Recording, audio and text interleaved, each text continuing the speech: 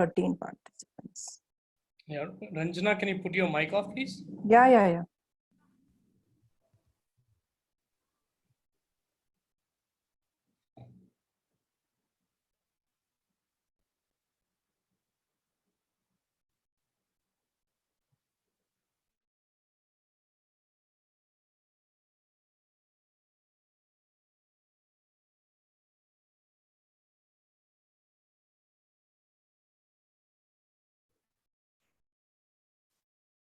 Hi, friends.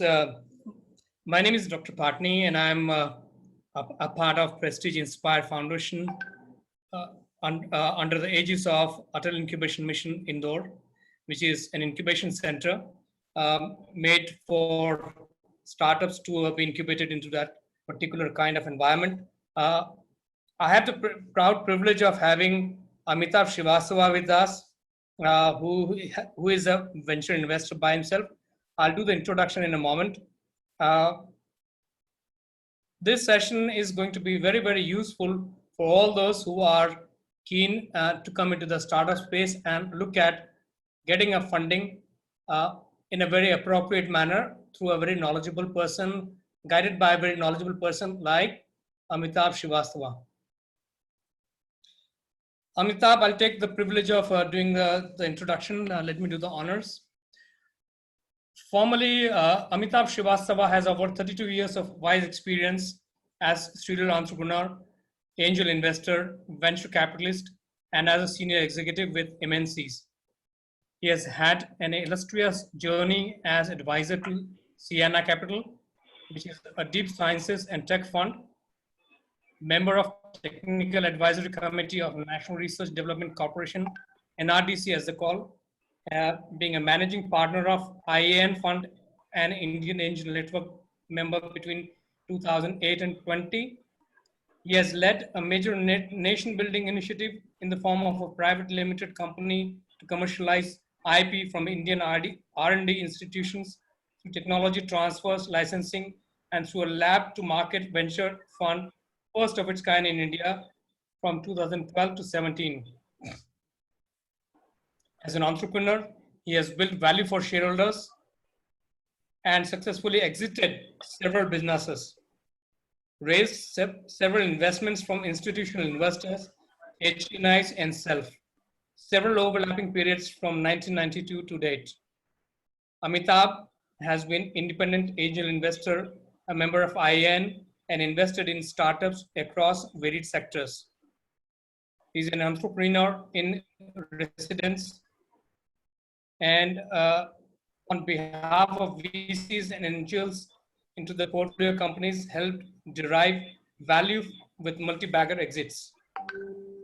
A track record of identifying the right team, the right time to invest and exit the startups, witnessed several deal cycles from investors to exit with multiple returns. Friends, I give to you Amitabh Srivastava. Amitabh.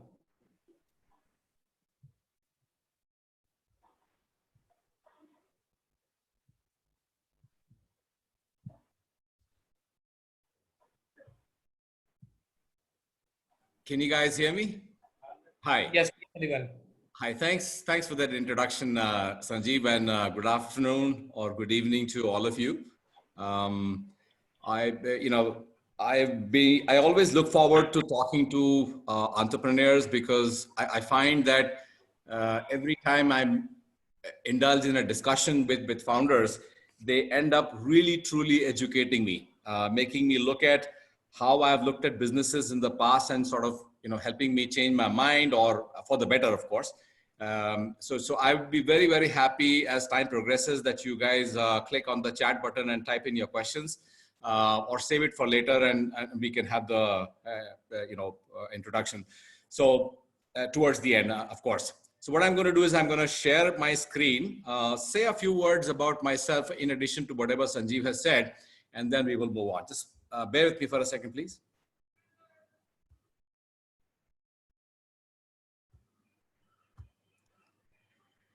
Okay, better be.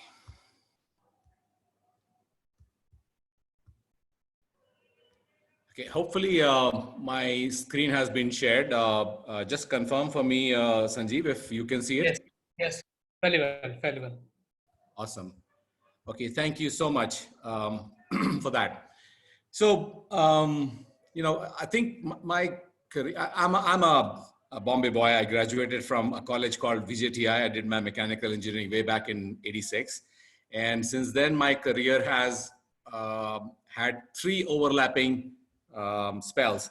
The first third of my career was as a hardcore technologist. I used to design fluidized bed boilers. I did a lot of software related projects and things like that. The second half of my career has been as a senior manager, vice president, senior vice president with large MNCs. And the third phase of my career is mostly as an entrepreneur, both as a founder of companies, where I was lucky enough to get a few good exits, and also as a angel investor, and of late as a venture capitalist with funds. I have also led a major initiative, as Sanjeev mentioned, for the government of India to commercialize technologies emanating from government-funded labs. But the real objective there was to invest in companies that use the technologies emanating from government-funded labs. So I've sort of tweaked the title to call it startup valuations, because at the end of the day, whatever business that you're creating, that business needs to raise money, whether the money is being raised from your own resources or from external resources, but it needs to get valued. And secondly, you're obviously working on any organization that lasts a very, very long time. And in the journey from start till it lasts a very, very long time. So, 15 years, 20 years, maybe much more. You may be involved with it, you may not be involved with it, but you will certainly be raising money along the way. So I've called this as a startup valuation discussion slides, but essentially, I will cover all the points that will enable you to understand what a founder needs to show to an investor for the investor to part with money to invest. So I always start with making sure that you're raising the money from the right investor. You need to find the right investor. It's kind of like getting into a marriage. Usually your engagement with an investor is anything between 3 years to 7 years to even 10 years sometimes, or maybe more. So you need to make sure that you have aligned, you've looked at the alignment of your business objective with that of the investor. You don't want to go to an investor who doesn't invest in the kind of business that you are proposing to invest in. Okay. The other thing to bear in mind, as you write down your business plan and you start to prepare for raising money. By the way, I'm just going to try and see if I can remove the video while I'm talking to you, so I don't end up hogging too much bandwidth. Let me see if I can do that.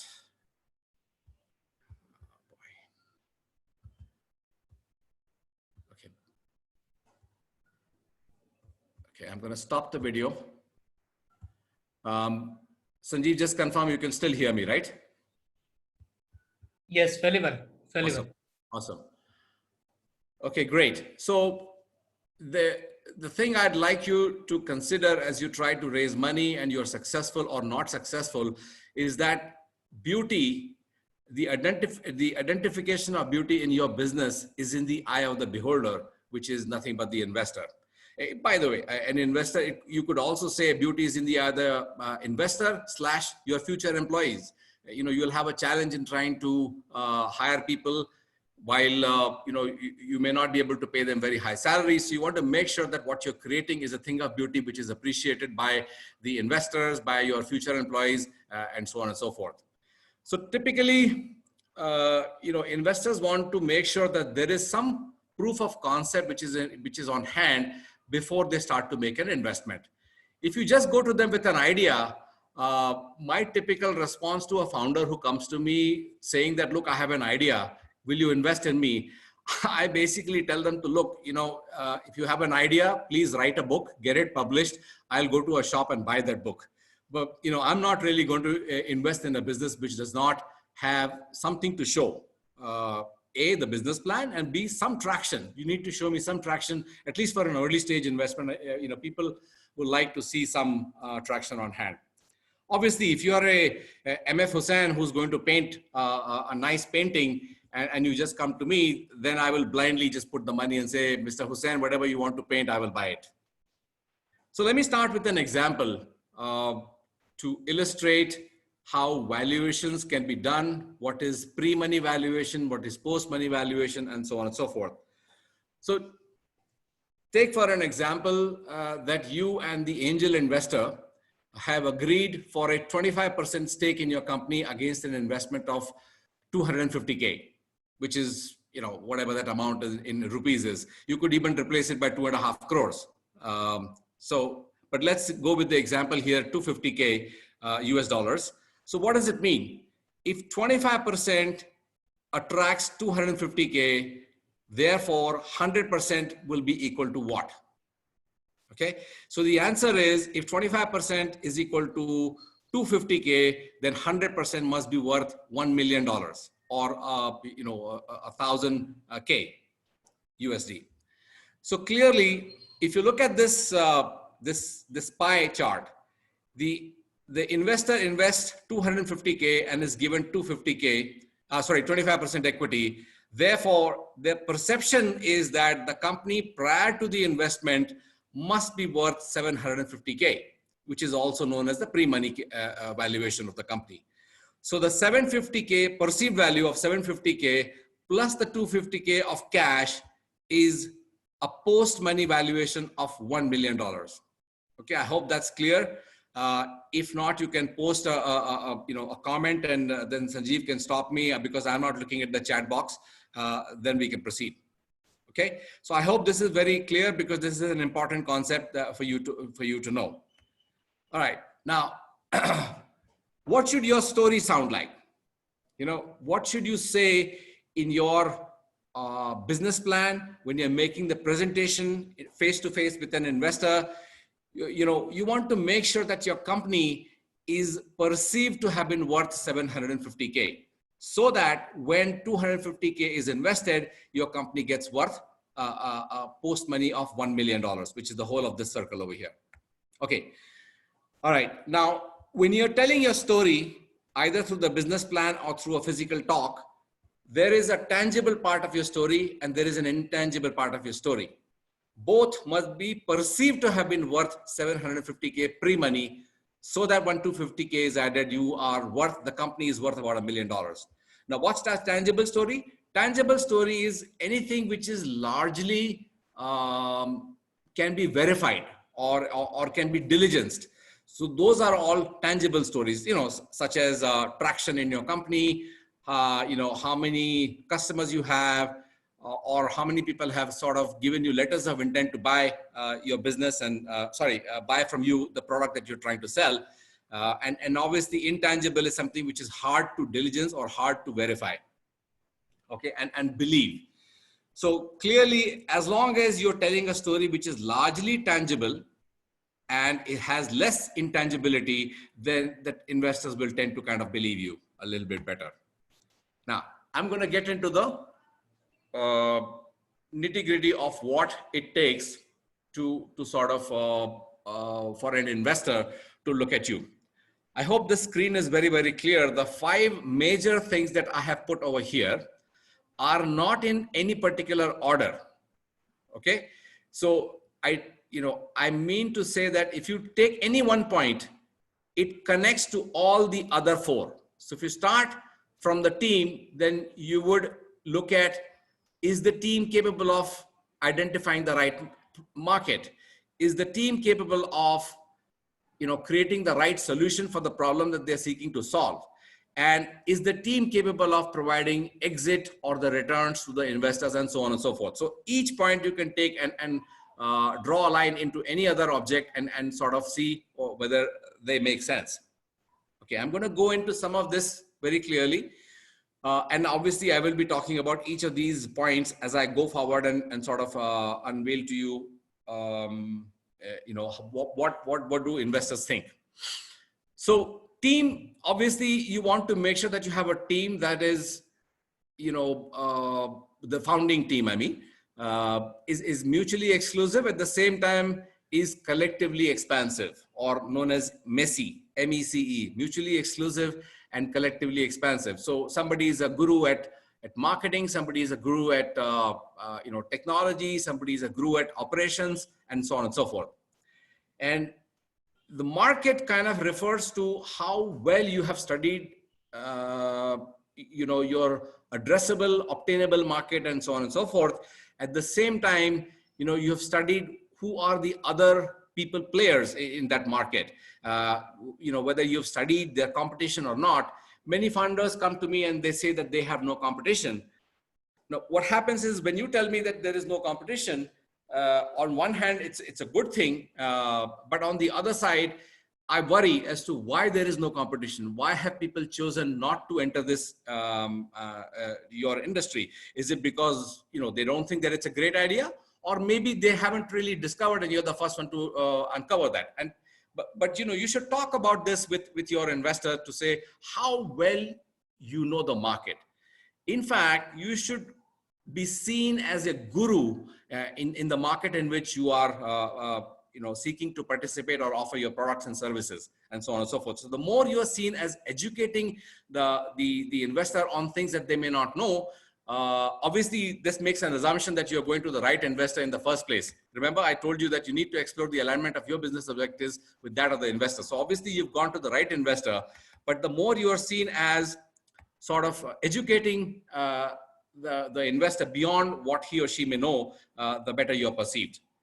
Now, you need to be building solutions or creating assets which can be valued for an ultimate exit or returns. Now, the product obviously needs to cater to the right market, and obviously it needs to be unique, different from others, unless the market size is so large that one more entrant will not make too much of a difference. So I will come to commercials in a second. Let me just go to the exit/returns. All investors are in for an exit for themselves. Exit meaning sale of the shares that they will hold post investing money into your company. So in the example that we took, if they invested 250K into your business and they held 25% equity, as the company becomes big, large, at some stage, the investors will want to sell their equity, and hopefully they will be able to get more than 250K for the number of shares that they will hold in your company. All right. Now, so exit is your study of where the exits will come from. Now, if you say that the exit to the investor will come from a IPO or listing on the market, that's good, that's great, but remember, you need to look at what's the investment time frame that the investors have in mind for them. If they're looking at an exit or hoping for an exit in the next 5 to 7 years, and you are a pre-revenue company or a very high negative EBITDA company, then it's going to take you anything between 7 to 12 to 15 years to list your company. Now, that's really hard for the investor. So you'll have to figure out a way for the investor to get an interim exit on the way to your IPO. Maybe it's on the way to the IPO, but you need to find other investors or other strategic investors who will come into your business and provide the exit to the early stage investors. Now, commercials here actually is not a correct terminology.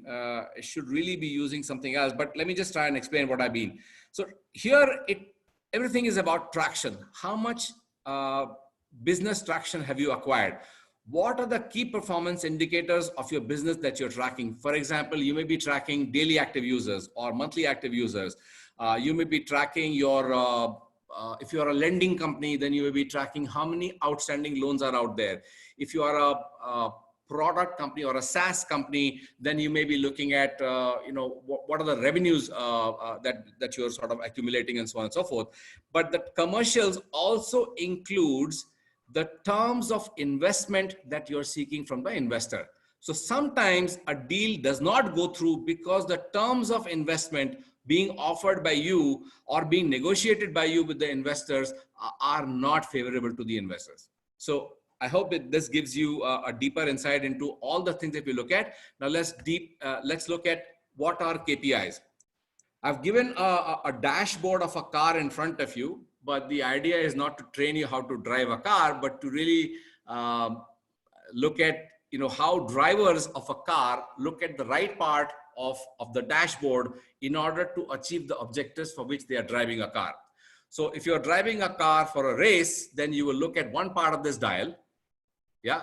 If you're driving the car because you're going to run out of gas soon, then you will look at fuel and so on and so forth. So really at the stage of the company and the purpose for which you're driving, you will be monitoring several key performance indicators of your business. Okay. So now typically you want to keep track of those KPIs when you're trying to raise money, that is, those KPIs that will help the investor arrive at a comparable valuation of your company. So I'll give you an example. All right. So let's say there is a company which is raising money based on the monthly active users. Yeah. So monthly active users is MAU, daily active users is DAU. There are several other KPIs. And by the way, this presentation is available on my LinkedIn profile. Those of you who want to connect with me so if you go to my postings, you will see this presentation and you can download it from there. Okay. Now, if you're valuing the company based on monthly active users, then it's possible that there may be a similar transaction of investing in the market that may have happened based on monthly active users. So for example, if some competition company has raised, I don't know, maybe 15 crores for a pre-money valuation of 85 crores, for example, yeah, then it's possible that they may be having certain number of monthly active users which give the valuation of 85 crores in the first place, pre-money valuation of 85 crores. Remember, somebody was raising 15 crores and was asking for 15%. So therefore the pre-money valuation must have been 85 crores. Yeah. So you arrive at a monthly active users divided by the pre-money valuation of your company. Or let's take an example of an ARR. So let's say you are currently on an ARR of, let's say 12 crores. Yeah. Currently you are doing 1 crore a month as your revenue, and you are seeking investment of say, let me take an example here. Okay. Let's take this example. Okay. So look at this example. Today, don't look at any other thing. That today you are doing 1.2 crores, which is 10 lakhs per month. And you have come to the investor to raise 3.5 crores and you're raising a pre-money of 10.5 crores, valuation of 10.5 crores. So therefore 10.5 crores divided by 1.2 is the multiple that you're seeking to arrive at the valuation of your company. Okay. So if you take 1.2 crores multiplied by 8.75, you'll get a pre-money of 10.5 crores. Okay. So to do that, the team that works with me will look at how competition in the market has raised money. So if you take a look at this company was doing 24 crores of revenue. I'm sorry, I'm taking very large numbers over here, but it was just simple for multiplication and division. That's why I took that number. And let's say they raised about 30 crores on a pre-money of 96 crores. Okay. So if you look at 96 divided by 24, that's a multiple of 4. Which means that when they were doing 24 crores, they got a multiple of 4 and hence they got a pre-money of 96.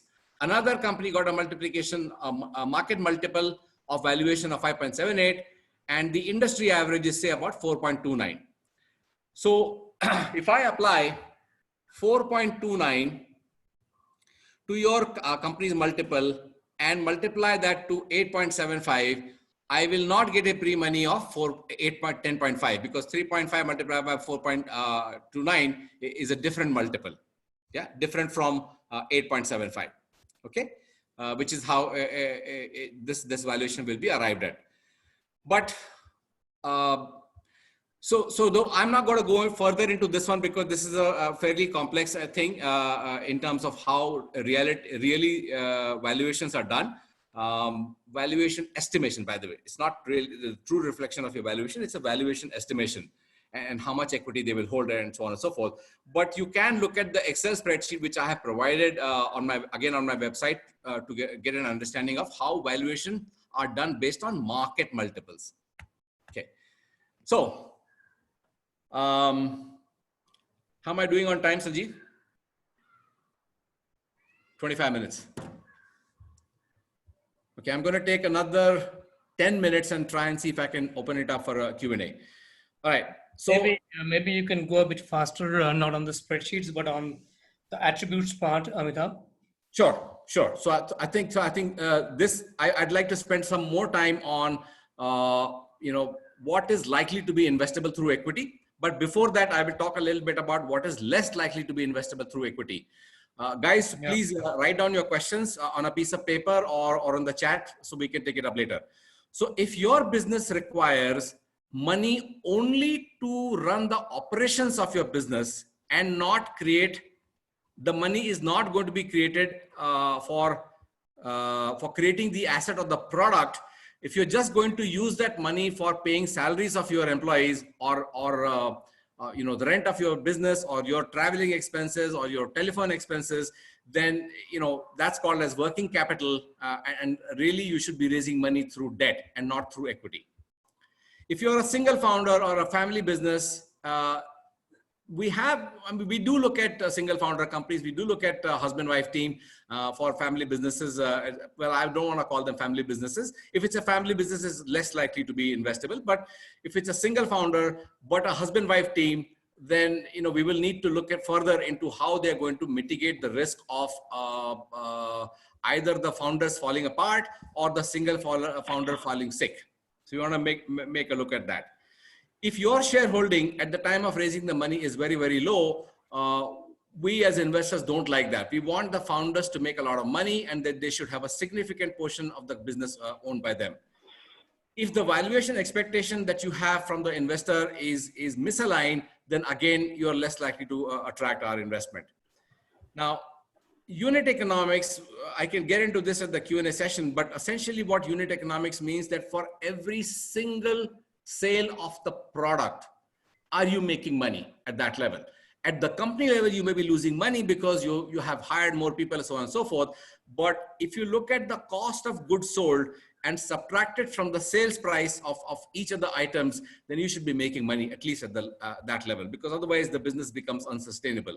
And if it is unsustainable, then you need to show me path to profitability. How are you going to make money in future? And I need to be convinced of that.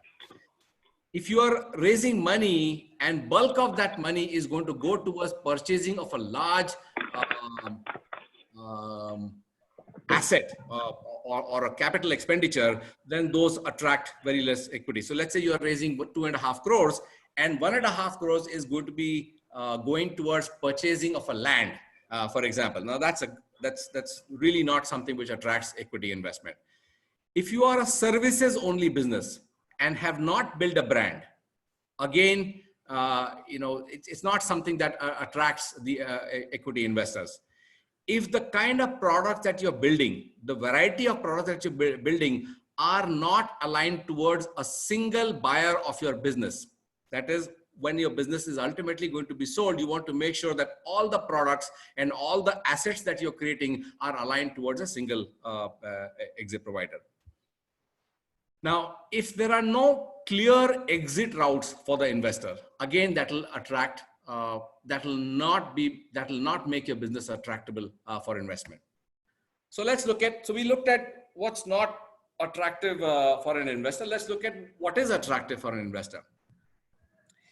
If you are creating a defendable intellectual property, the word defendable is important because just having an intellectual property by itself is no way that is useful.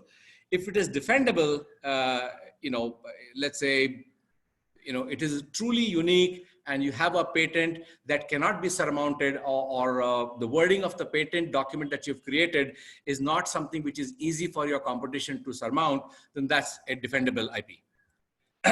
Clearly, we spoke a lot about the team in the 5 things that I told you about what we look at in the businesses, clearly team or the founders are very, very important. Okay. So yeah. So clearly we want to look at the background. Do you understand what you're trying to create? If you just say that, look, I'm a good programmer from this large MNC company. I don't know anything about retail, FMCG retail business, but I'm a damn good programmer. That's not good enough. So you want to make sure that there is some relevance, or at least a few members of your team understand the market in which you're operating. Yeah. You must have a skin in the game. So you can't really say that, look, I'm in a job right now. I have not yet quit. As soon as the funding comes, I will join. That's not a great story. And investors like to see if the entrepreneur is mentorable, which is the ability to keep on learning more and more stuff. And obviously the reason why you're coming to an early stage investor is to be able to learn from their experiences of having invested in other companies and from their learnings.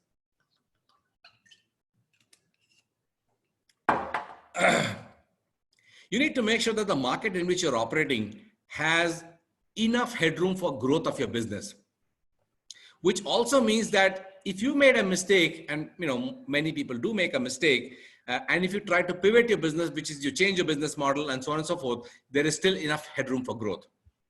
You want to make sure that the business indicators of the value in your company. What's the value in your company? The value is the asset that you're trying to create. Yeah, the asset might be an intellectual property. The asset might be a physical asset. It might be a brand. Yeah, but you need to be clear about what enables that value to be created. So what are you tracking in the dashboard of your company, which tells you that you're on the way to creating value? Value being defined as the intellectual property that you're building. Yeah, ultimately for which you will be valued.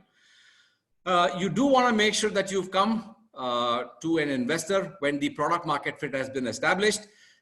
You can look up, you can Google this term, or you can go to YouTube and try and establish what a product market fit is. Make sure that you have good traction in your business. It could be order book, it could be letters of intent, could be an indicator of stickiness of the customers who are coming to your sites, and so on and so forth. So you want to make sure that all that is clear. You want to make sure that all the assets in your company are aligned towards a common objective, such that a buyer, when it comes to you of the business, is saying that I'm interested in the whole business and not just one particular piece. They should not say that, look, I want to buy this part of your business, but I don't want to buy the other part of your business. That's not great. Clarity of next raise and exit. By the way, I'll share something with you that I always do whenever I'm meeting with founders.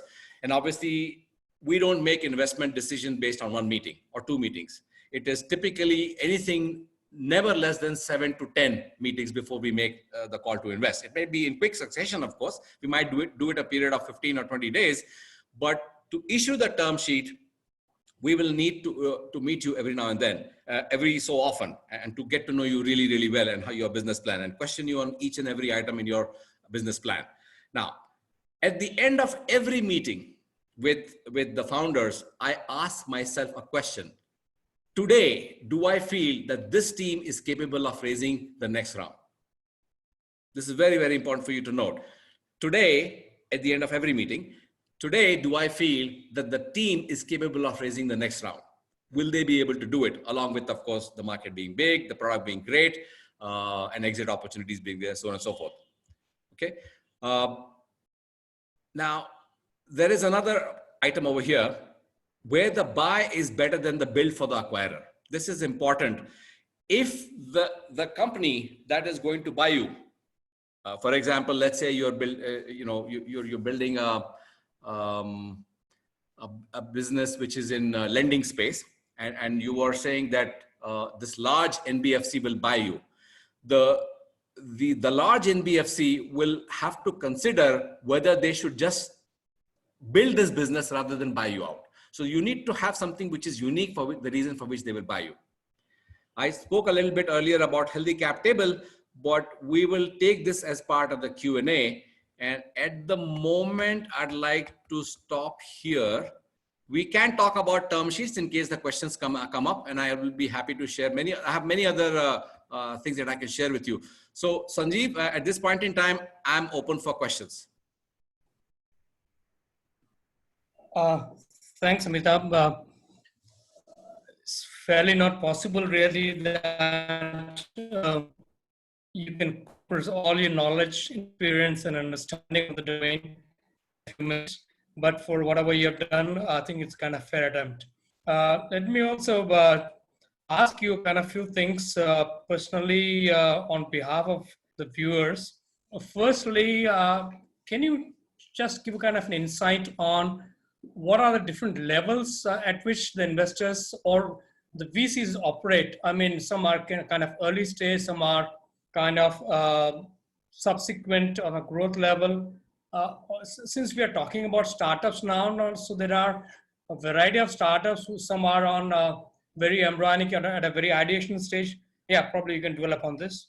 Sure. Okay. So is this screen available, visible to you? Yes. Yes, very much. So clearly, if you are an early stage, you will be focusing on putting together your team. If you're trying to develop a prototype, you might be better off trying to get some grants.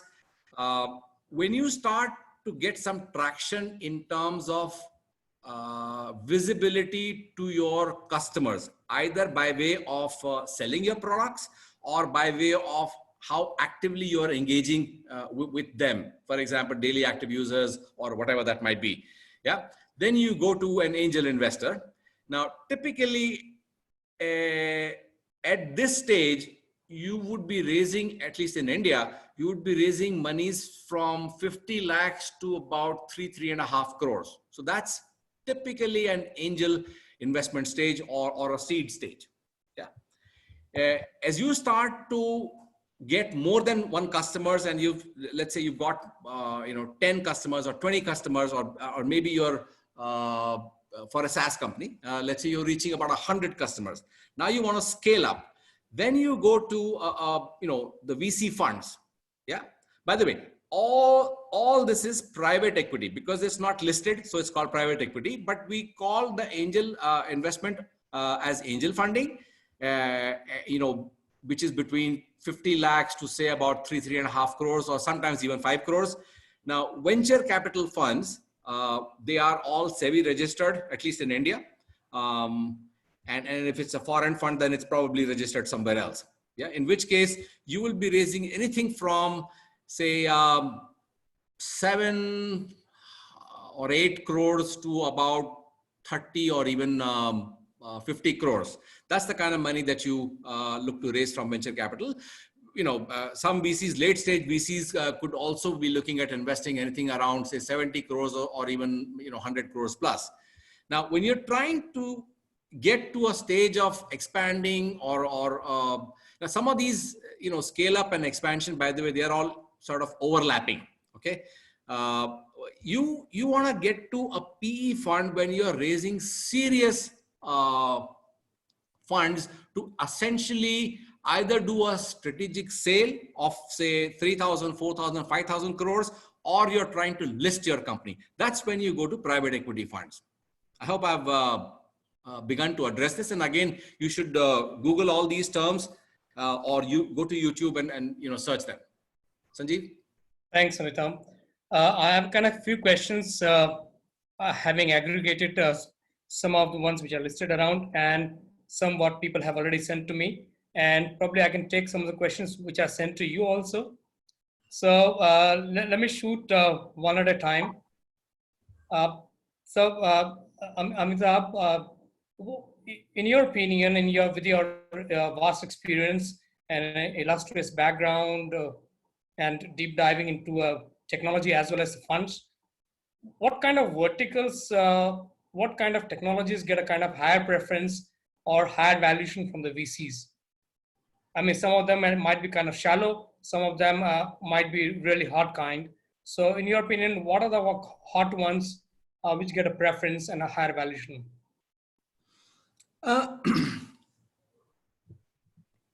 For me, frankly, I am sector agnostic. Now, if you talk about pre-COVID era and post-COVID era, there may be a few changes, but I'm generally sector agnostic in the sense that at an early stage, as an early stage investor, it's kind of hard to narrow down the focus or look at only opportunities. Now there are a few hot things. For example, right now in the post-COVID, clearly health tech is something which will attract a lot of investor attention. Whether it's diagnostics or it's curative or palliative or healthcare management services, and so on and so forth. So health tech is very clearly, ed tech is obviously something which is, or at least enabling ed tech to go offline. Any contactless products which enable people to not have to, meet people or be in close proximity, those kind of businesses in the post-COVID will obviously make sense. But I would say, data security, again, I don't want to go by horizontals. What I mean by horizontals is things like, well, data security is an example of an horizontal. It applies across all the verticals, right? Enterprise solutions are again horizontals. So I would say, SaaS companies, but again, you need to pick the right, you don't want to create another SAP, for example, even if it's SaaS. You can create something like an SAP, but then where will the exit come from? Will SAP give up its 30, 40 years of very solid product and buy you? What will they do with their own product? How will they convince their customers to change? So you need to be careful on that one. So I would say I am pretty sector agnostic. You give me a great business plan, a great execution plan, along with a large market, great product, where I see lots of exit of return, and you are seen as educating me as to what's happening in the market, what will happen 3 years from now in your industry, and so on and so forth. Then I would invest in those. So I don't want to get tied to a particular horizontal or a vertical to say this is what I will do. Thanks. Now, since you mentioned COVID as well, probably the kind of next question as a corollary to what you said is that post-COVID and during COVID, which is existing times, what is going to be the outlook of the investors in terms of the verticals, which you probably answered in some shape and form, but also prominently post-COVID, what is your thought and reflection on the effect of it on valuation and, more importantly, the terms? Well, clearly in markets such as this, valuations will be hard for founders, to expect the kind of crazy valuations that might have existed in the past. Those will not come easily. But frankly, no investor will invest in a business where they end up owning significant part of your business. Okay. And we can talk about that in greater details when questions come. But I think investors don't want to screw a founder. It's very, very clear that this is a long-term relationship, and you want to make sure that you give the right valuation for the founders to be motivated to run the business in an energized fashion and provide you exits. So while the valuations will be strained and will not be as crazy as they were in the past, but they will, I would rather as an investor not invest in a business where I'm going to end up owning, say, for example, 30% of your business at an early stage. I don't want to own more than 20 or 22% in any business. So I would rather that you increase the valuation of your company in such a way that the money that you're seeking from me does not attract more than 20 or 25% at the most, maximum. Yeah. Probably this question, what I'm going to ask you is more coming in from, did you mind just switching off the PPT for a while, Amitabh? Sure. So this question I'm going to ask you, which is probably more coming in from the direction of the people at large who are on a very formative level, and who have got into the game and got into the race, but haven't got into a formidable spot as of now. So at the MVP level, that is without with the product ready and the trials etc. done, but without the customers. So how can a startup get an investment? And I'm pretty sure that quite a lot of guys and girls around here would like to ask this question or understand from you in more details about your yeah, tremendous wisdom about or a formula how to get an investment without the customers. See, minimum viable product. If you Google this and you actually try and understand that, to say that there is no user is an oxymoron. Minimum viable product for who use? Your use or use of the users?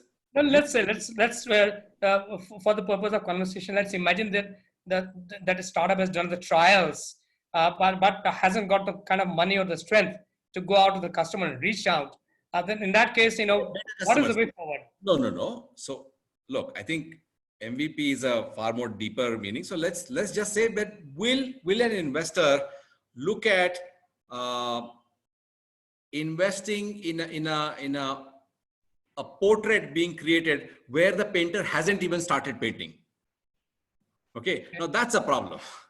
But clearly, if there's an outline which is kind of showing, and you are getting a sense that yes, this will turn out to be something which I like, then I think it will attract investors. So let me just try and see what's a MVP.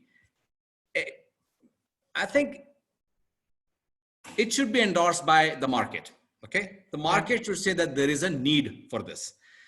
If there are unpaid users, people who are sort of using the product at a beta stage, for example, and have expressed the intent that they will probably buy it post a certain period of time, I think it's worth looking at. Yeah, but if it's completely intangible, as my, that's the reason why I like to keep my screen shared, because it's really important for people to look at this. So it is really important that you have something to show to the investors. At the same time, you have something which can be verified by people. Okay, so I would say yes, I can look at investing in a fairly early stage company, but then I will look at these 5 things. How big is the market? How good is the team? Will they be able to create the final product when it's ready? Now, if you look at MVP of is LinkedIn, has LinkedIn as a company established its MVP? Yes, it has. And the way I say it has is, let's say LinkedIn shuts down for 1 week. Okay? It shuts down for 1 week and then it brought up again. Will 70% of the customers come back? Yes, I would believe. Yeah, possibly. Yeah. So to me, that's one example of an MVP. I hope I'm making this clear. If you just have no users at all, yes, then it's kind of tough, because then your story is intangible, 70% intangible, 30% tangible. The reverse of what it should have been, actually. Yeah. So again, there are multiple other factors that I will look at before deciding. Next question. Sure. In continuation to the kind of questions people have, and I've collected and got the spirit part of it. Probably, this is a kind of tricky one. Maybe you want to answer or not answer. It's up to you, though. Taking an investment from a VC or an HNI is a back scratch society. It's not a kind of donation or some charity being done. It's a kind of business deal. So the investor would like to get the best out of it, and the entrepreneur would like to get the best out of it, obviously.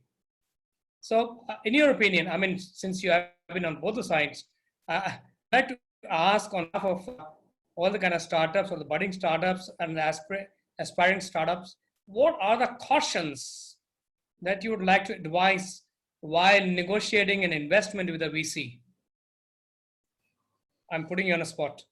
No, it's a fair ask. I think let me just start with what is the probable length of your relationship as an investor with the founder and as a founder with that of the investor. It is going to be of the order of 5 years. Yeah. And there will be multiple moments where there'll be excitement, both for the founder and for the investor. There'll be moments where there'll be a lot of panic, such as right now. Many of my investee companies are struggling to survive, and clearly, so it's kind of like the relationship that I talked to you about, like a husband-wife team, or or your partner with whom you're living, essentially. So the point is that you never want to screw your partner for things which are not fair. You want to make sure that you do everything, to make things happen. So for example, in these lockdown times, I make sure that I do all the cleaning up of the vessels and the house and washing. Same story everywhere. So, it's in that spirit of partnership. So let's start with the premise that there is no mature investor. Okay. Again, I'm defining the term mature investor who would like to make sure, who would like to, not do a fair deal with the founder. Similarly, as a founder, and I've started 3 companies, got lucky and exited. My focus has always been to make sure that I'm transparent. When things are going wrong, and I'm not in my control, I go to my investor and I say, look, this is the problem that I'm facing. That built trust. So there has been a company which didn't do well the first time, but when I went to the same investor the second time, the reason why he or she decided along with their team to invest in my business was mainly because they knew that they could trust me. So building that trust is extremely important, and making sure that you are transparent. And similarly for the investors, it works both ways. Obviously investors want to invest in a good founder.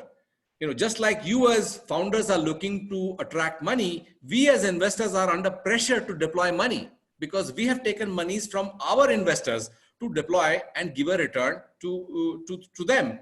So it is equally important that I build relationship with guys that I will, invest in future as well. I hope that answers the question.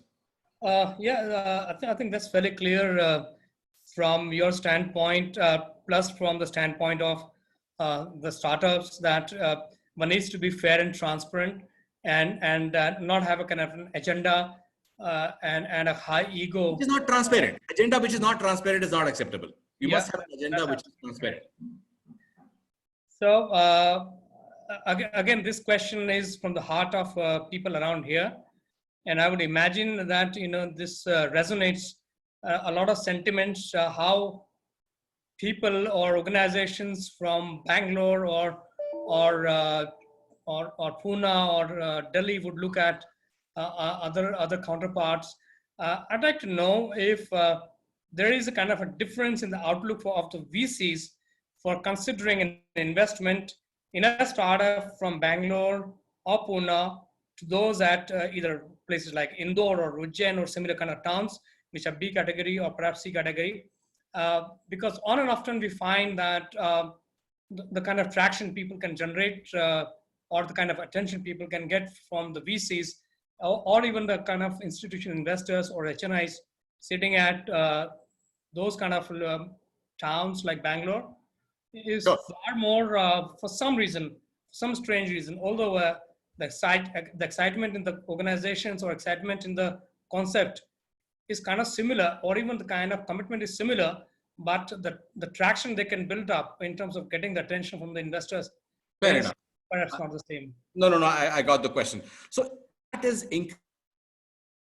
okay. Store King, even in the pre-COVID era, from Indore managed to raise decent amount of funding. It's a success story, right? For Indore, am I right? So, yes. So there are examples, and I was kind of going. I'm a true example for that matter. I raised capital sitting at wherever Indore. So there are, one is that trend had started to change. Like I have personally invested in a company which is based out of a small town near Belgaum. By the way, if you see a cat or my wife screaming right now so please forgive me, we are in the lockdown period and really can't do much about going to an office. So because the cat is standing right next to me, it's like to come on the screen any moment. Anyway, so that did change. I have invested in a company which is based out of a small town near Belgaum, which is in northern Karnataka. I have invested in a company based out of Nagpur. Again, these are all my personal investments. But do VCs look at those companies? Yes, VCs have looked at, and StoreKing is a great example of that, of having raised monies from there. So that had started to change even prior to COVID. Now, in the post-COVID area, the good news for all founders, especially those from towns that are not close to where the VCs are, is that VCs themselves have discovered, or forget about VCs, banks have discovered that they don't need 30% of their staff to come to the office, or maybe much more number of organizations like Infosys are operating with 80 TCS. They're operating with 80 or 90% of their staff working from home. So when you can work from home, you can work from anywhere. I was listening to this podcast by Sridhar Vembu, the Zoho guy, and he's currently operating from a small town in Tamil Nadu, and his team is spread all over. So if your teams can be spread, then you can be invested into by a VC who's not from the same city as you. So it is possible. It will increasingly become more and more attractive for people to explore other towns. Now the challenge is that when you are in a town like the NCR or Bombay or Pune or Hyderabad or Bangalore or Chennai, then you kind of get good mentoring from former founders who are good at doing what they are good at. So you get that mentoring expertise, but hopefully that will percolate down the line. So I would say it's very encouraging, times for people from smaller towns. Yeah, I think that's what we are in the process of doing at Prestige Incubation Center, Prestige Inspire Foundation. We are doing mentoring for coming up organizations, startups, trying to handhold them and guide them exactly how to go about taking the journey across from a very early ideation stage up to a matured investable organization stage. That's the kind of journey we are advising people to really come up to us and talk to us in detail and about their plans, about their startups, and perhaps we can help them with a lot of mentoring. That's what you are also advising largely. Yeah. Couple of advisors I'd like to seek from you on behalf of all kind of participants and other people. In the COVID times, when the world is going through kind of full reset, Amitabh, what's your advice? I mean, people who have been funded, should they go for conserving or should they go for expansion or hiring at this point? I mean, it can be a broad answer, can be case to case, but what's the general outlook? I mean, how does it feel like?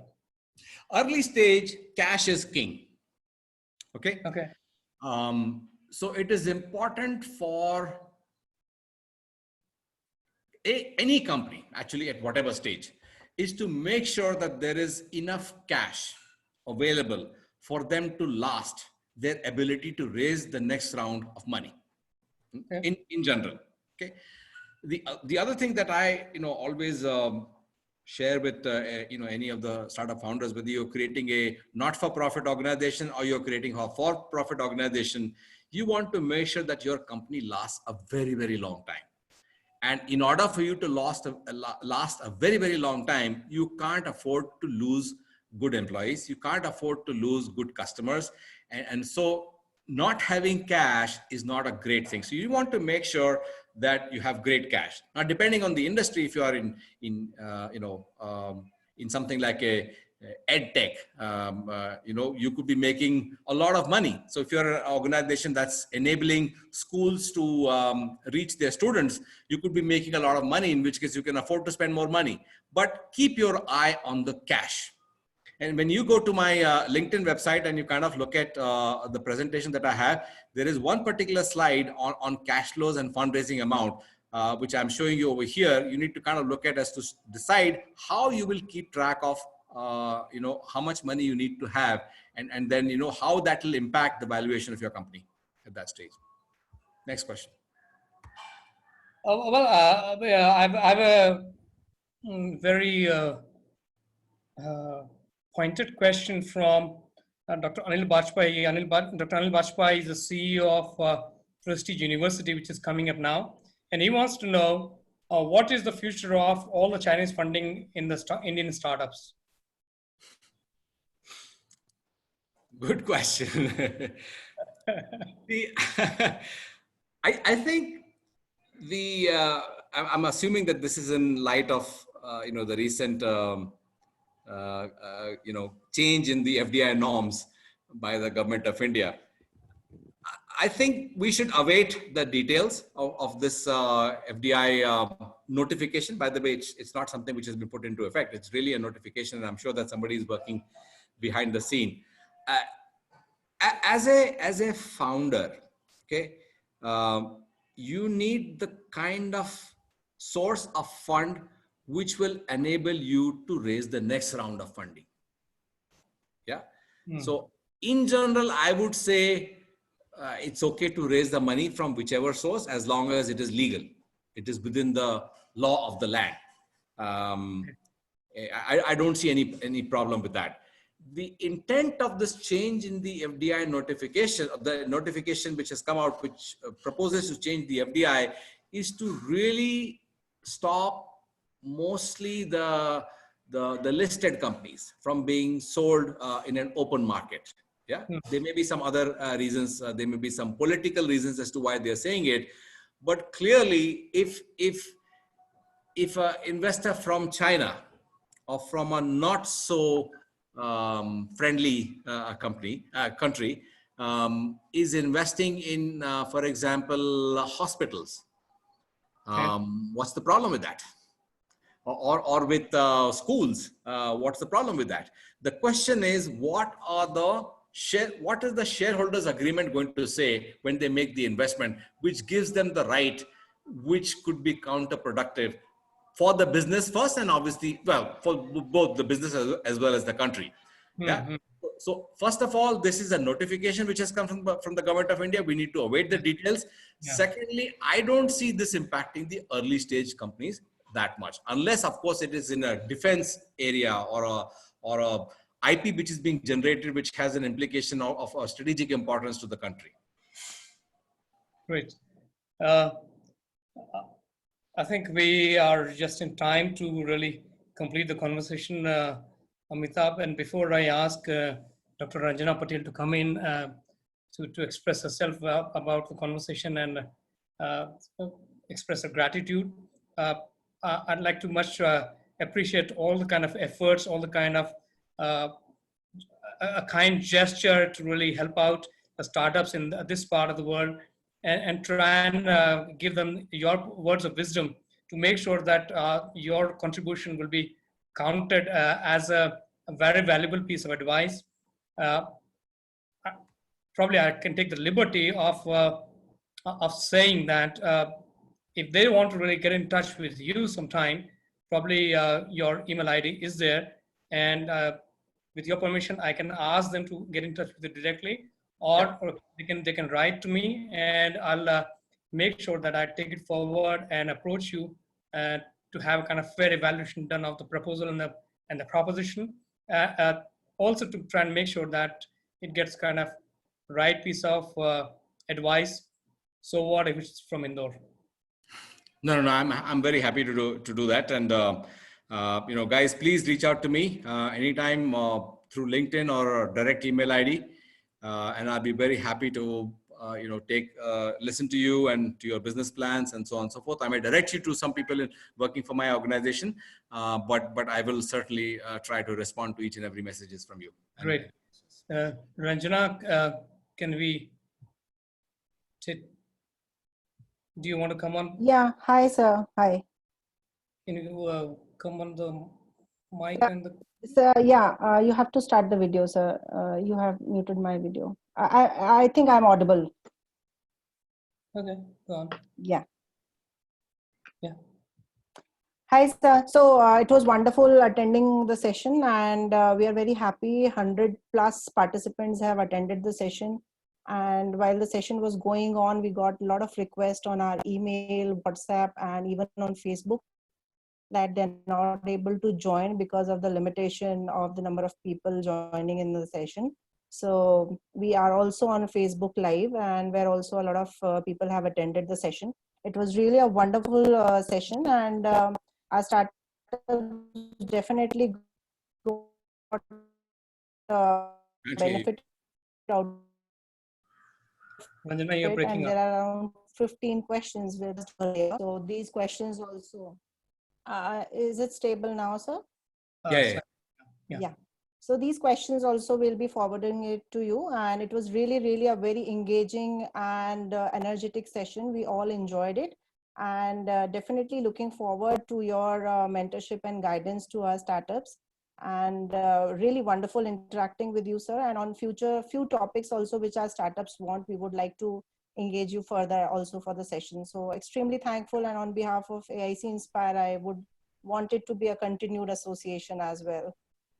I'm very happy to do that. I just saw a question on CapEx. Somebody said that, do you treat creation of the product itself as a CapEx? No, you're building Yes, a there's a question there. product. So it's not a capital expenditure. It's really, buying property or a large machine like a spectrometer if you're trying to do,